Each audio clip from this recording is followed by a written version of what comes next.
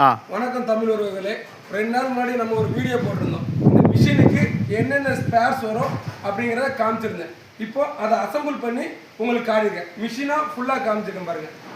சுற்றி காமிங்க மணி.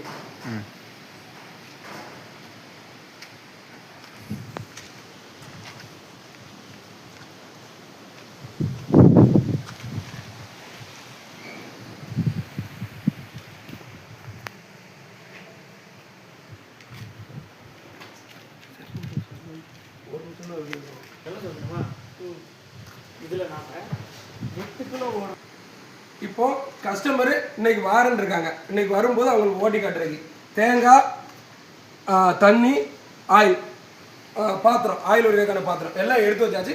கஸ்டமர் வந்தோடனே ஓட்டி காட்டணும். இப்போ வேணா உங்களுக்காண்டி ட்ரெயில் ஓடி மிஷினை ரன் பண்ணி காட்டணும்.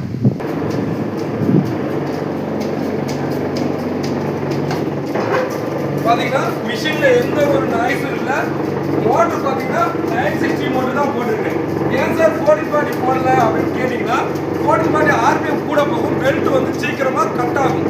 அதனால தான் நாங்கள் 960 ஆர்பிஎம் மோட்டரை ப்ரொவைட் பண்ணுறோம். வேறு ஏன் நீங்கள் 1440 போட மாட்டேன்றீங்க, அதனால ஒரு 5000 கம்மியாகுங்களோ அப்படின்னு நீங்கள் கேட்குறீங்க.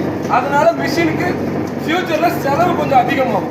அதனால தான் செலவு ஆகக்கூடாதுன்றதுக்காக 960 மோட்டர் போட்டுருக்கோம். சி கார்டு பெல்ட் போடுறோம்.